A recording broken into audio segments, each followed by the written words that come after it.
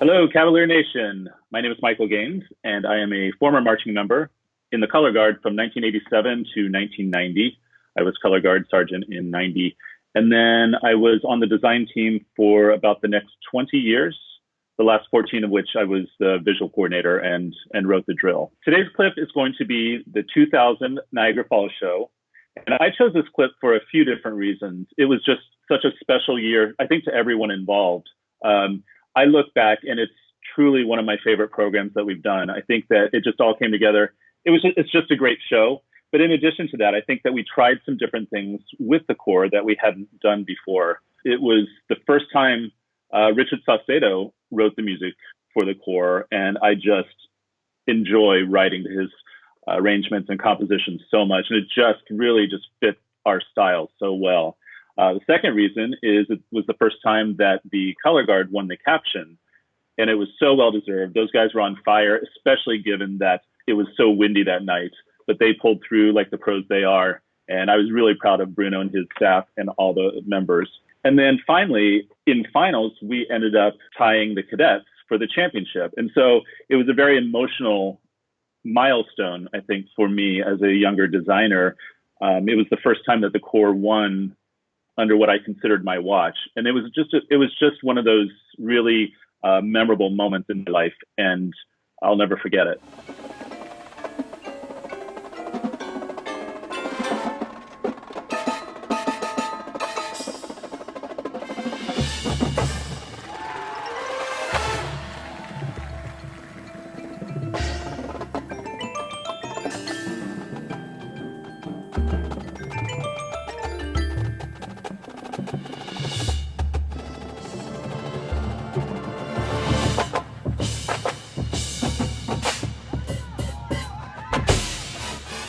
One of the memories I have from that year is when we first introduced what we called the rock and roll section. There was a bit of concern or consternation about whether or not that was Cavalier, or if they would look like the Cavaliers, because we wanted them to free themselves up to kind of vibe a little bit and do their own thing, and that was just something we hadn't done a lot with at the Corps. But as always, the membership came through and really. No pun intended, rocked it out, and I couldn't have been more proud of them and the staff that really got them to open up and perform like the performers they are.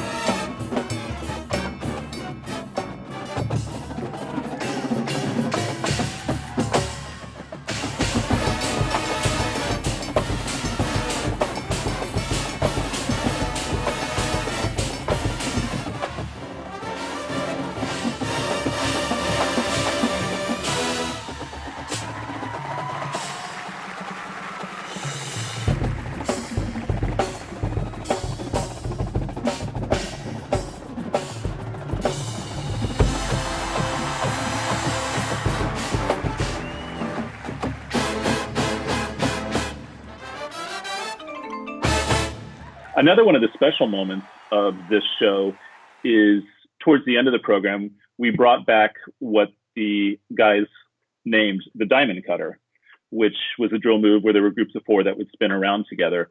We had done something like that the year before in 99, but I just really felt like the place where it was in the show that year was a little bit calmer, and I felt like we could really get the crowd on their feet if we put it in a different part of the show with different music backing it. And so we put it in the closer, and it was really difficult. And there were times that I wavered on whether I wanted to put it in because I didn't want people falling. But yet again, the guys rose to the occasion, and the crowd really loved it.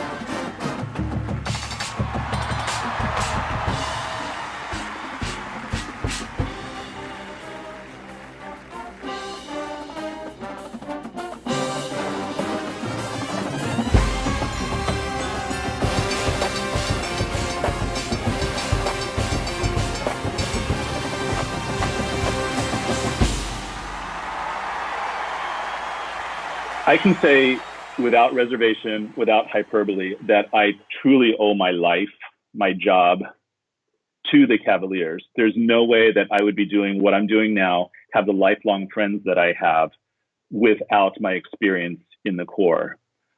A lot of the mentorship for what it is I do now came from just watching Steve Brubaker do what he did better than anyone else. He was a master at his craft, and I really learned, honestly, just by watching and soaking in as much as I could from Steve Brubaker, Jeff Fiedler, and starting to apply that to my own young design thoughts. And I'm forever grateful to him for that. It is truly an honor to be able to be doing this for the Corps because of how much they did for me as a young man. I want this Corps and this experience to continue for generations in the future to help shape other young performers the way it helped shape me. If you can contribute anything to get us through this 72nd year, please go to give.cavaliers.org. We would all be grateful. Thank you.